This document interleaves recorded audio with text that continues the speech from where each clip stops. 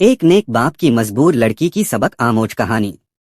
एक आदमी जिसका नाम रहीम था, जो बहुत नेक और शरीफ इंसान था, जिसने कभी अपनी जिंदगी में किसी गैर औरत को बुरी निगाह से नहीं देखा। उस आदमी के घर की हालत बहुत खराब हो गई थी। नौबत यहाँ तक पहुँच गई कि घर में फाके हो गए। उस आदमी की एक जवान बेटी थी।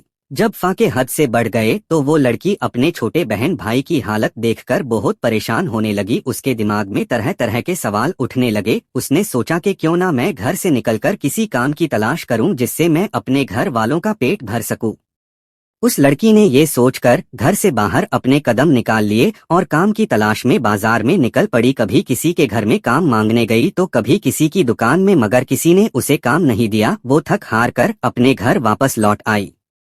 एक बादशाह जिसकी कई बीवियां थी। सबक आमोज वाकया। कई दिन तक रोज वो ऐसे ही काम की तलाश में घर से बाहर जाती और शाम को थक हार के घर लौट आती। जब कहीं भी उसे कोई काम नहीं मिला तो वो लड़की गलत कदम उठाने पर मजबूर हो गई। दिल में इरादा करके घर से निकली कि आज मैं अपना शरीर बेचूंगी और कुछ खाना खरीदूंगी।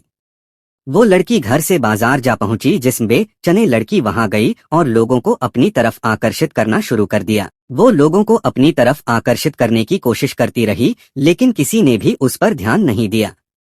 ध्यान तो दूर, किसी ने उसकी ओर निगाह तक उठाकर नहीं देखा। लोग आते और उसकी ओर नजर उठाए बिना निकल जाते। इसी तरह खड़े खड़े लड़की को शाम हो गई। वो परेशान होकर घर की ओर कदम बढ़ाने लग गई।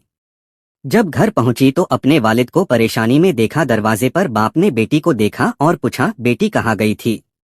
इस्लाम से पहले औरतों की जिंदगी कैसी थी?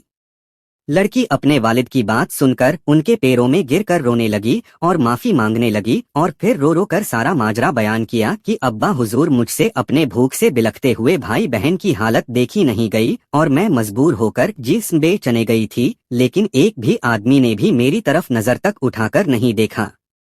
पूरी बात सुनने के बाद बाप ने अपनी बेटी से कहा कि बेटा, तुम्हारे बाबा ने आज तक कभी किसी गैर औरत को आंख उठाकर नहीं देखा, तो यह कैसे हो सकता था कि कोई तुम्हें नजर उठाकर देखता?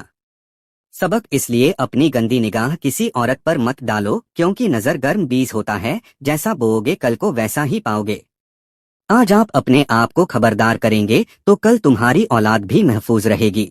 कैसी लगी यह कहानी? अगर अच्छी लगी हो तो हमारे चैनल को सब्सक्राइब कर इस वीडियो को लाइक कर दें और कहानी के लिए कमेंट करें।